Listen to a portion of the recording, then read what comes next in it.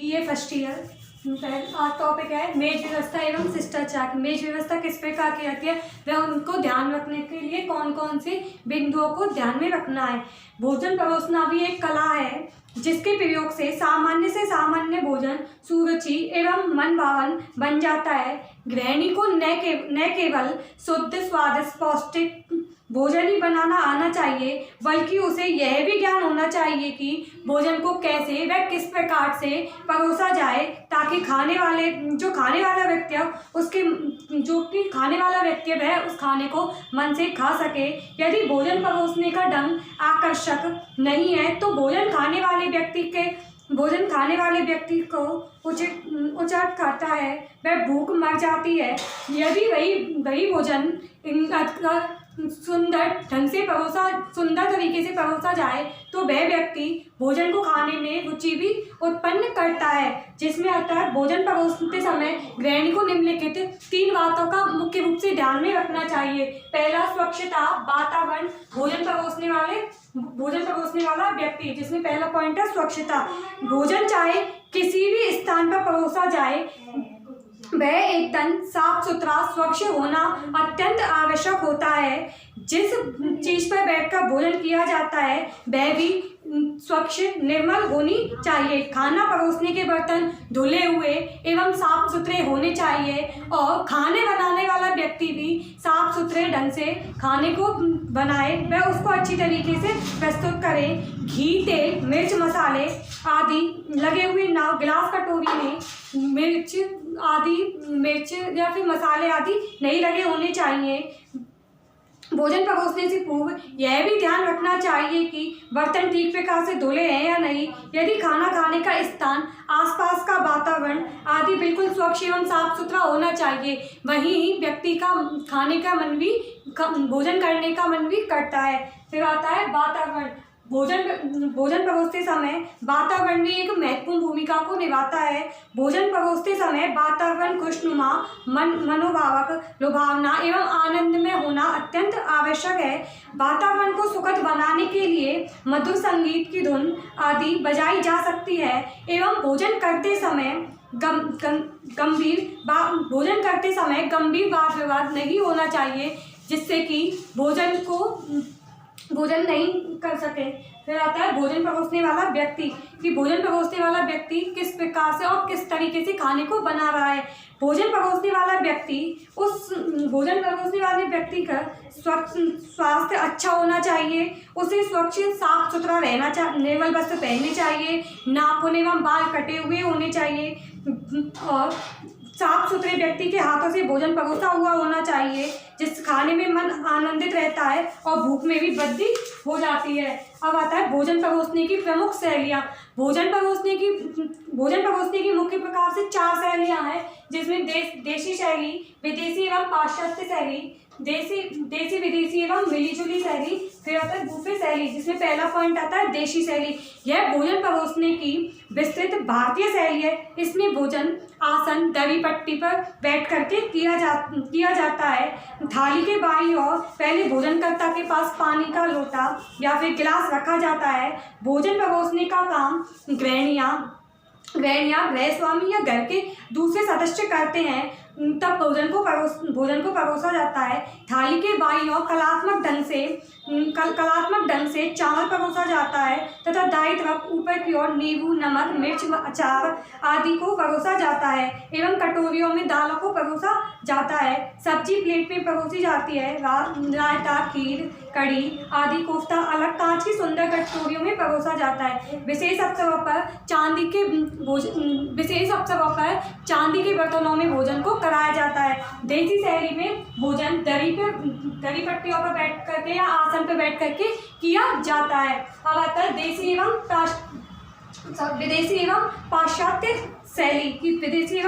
शैली। इस शैली में भोजन डाइनिंग टेबल या कुर्सियों पर बैठ करके किया जाता है।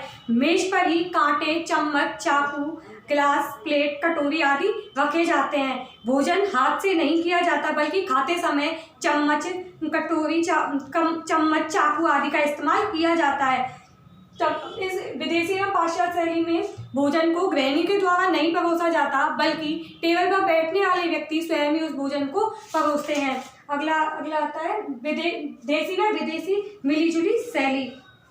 देसी विदेशी व मिलीजुली शैली में क्या अंतर है? भोजन परोसते समय यह भारतीय एवं पाश्चात्य शैली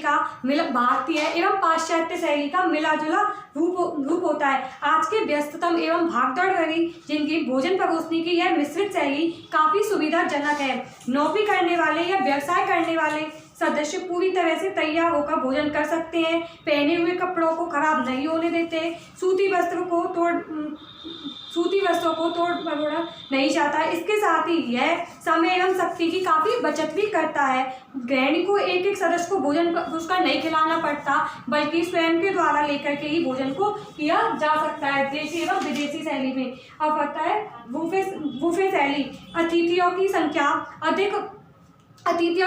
अधिक तथा स्थान कम होता है तथा वहाँ बुफे शैली का प्रयोग किया जाता है। भारत में भी शादी विवाह के अवसर पर जब अतिथियों की संख्या अधिक होती है तथा इसी तरह के भोजन का आयोजन किया जाता है, क्योंकि यह शैली विशेष उपरोक्त वर्णित सभी शैलियों में श्रेष्ठ आरामदायक मानी जाती है। इसमें बैठने के लिए कुर्सी की जरूरत नहीं होती। एक बड़ी मेज पर सभी प्रकार के भोजनों को रखा जाता है तथा उसी में से लेकर के खड़े होकर के भी खाया जा सकता है।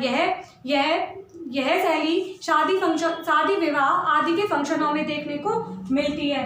अब आता है मेज व्यवस्था। मेज व्यवस्था में 3 भाग है: आधारीय मेज व्यवस्था, औपचारिक मेज व्यवस्था और अनौपचारिक मेज व्यवस्था।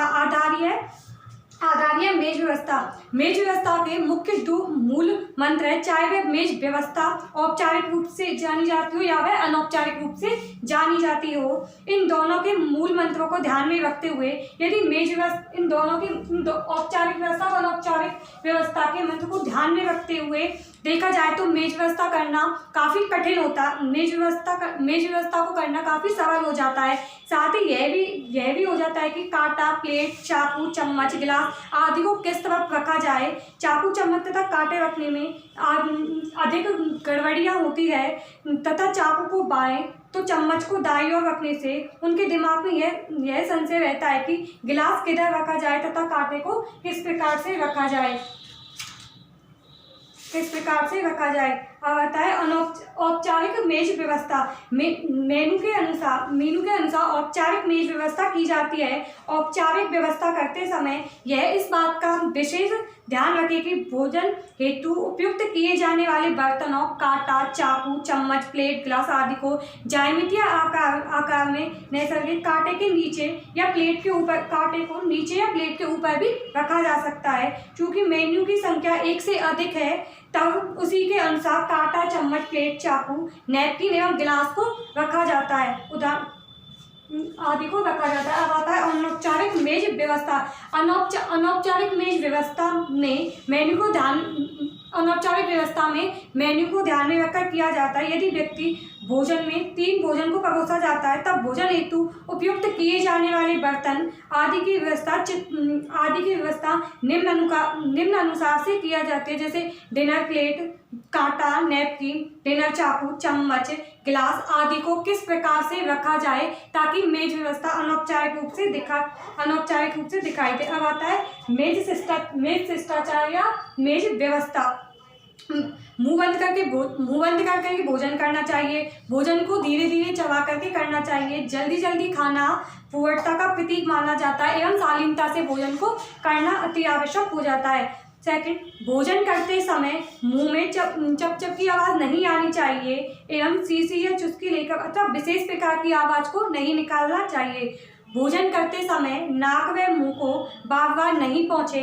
यदि आपकी बह रही है तो छींक आती है तो नाक के अपने पास ही रुमाल को रखें एवं उसका उपयोग करें। भोजन का कोड निकलने के बाद ही आप दूसरों से बातें न करें। खाते समय बात करना ठीक नहीं माना जाता और एक बार भोजन का एक ही टुकड़ा काटें तथा भोजन का टुकड़ा बहुत बड़ा नहीं होना चाहिए जिससे कि मुंह पूरा भर जाए।